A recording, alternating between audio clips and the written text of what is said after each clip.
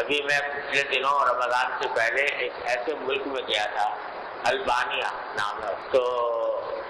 وہ پیکر عبرت ہے، وہ ایسے لوگ پیدا کیے گئے جنہوں نے لوگوں سے یہ کہا، بظاہر داڑھی واڑی لگے رکھی ہوئی، لوگوں سے کہا ہم تمہارے امام ہیں اور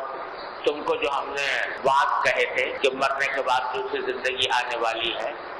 اور دوسری زندگی کے اندر حساب و کتاب ہوگا، جنت جہنم ہوگی، سب بکواس تھا، کچھ نہیں ہونا، ہم نے تم کو دھوکے دیے۔ باقاعدہ داڑھی واڑیاں رکھ کے ٹوپی ووپی پہن کے لوگوں میں یہ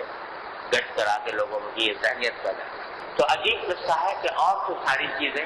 رفتہ مٹ گئی، جو دو چار علماء تھے ان کو بات تو، لیکن اشراب اور خنزیر کا ایک طوفان گھر گھر،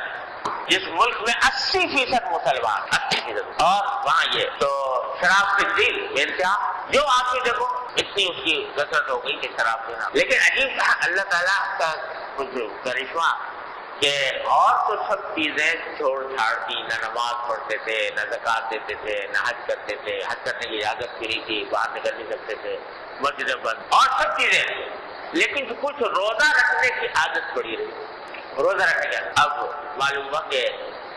وہ ایک روایت جیسے ہوتی ہے نا، قومی روایت، اب وہ دین تھا، مذہب تھا، جو کچھ بھی تھا، لیکن بہرحال ایک روایت یہ تھی کہ روزہ لوگ کثرت سے رکھتے، کثرت یعنی اچھے کھاتے نہیں، شاید آدھے لوگ رکھتے ہو، لیکن روزہ رکھا اور شراب سے افطار کیا اور خنزیر کا گوشت کھا کے کھانا کھایا۔ اب روزہ رکھا اور شراب سے افطار، خنزیر سے افطار،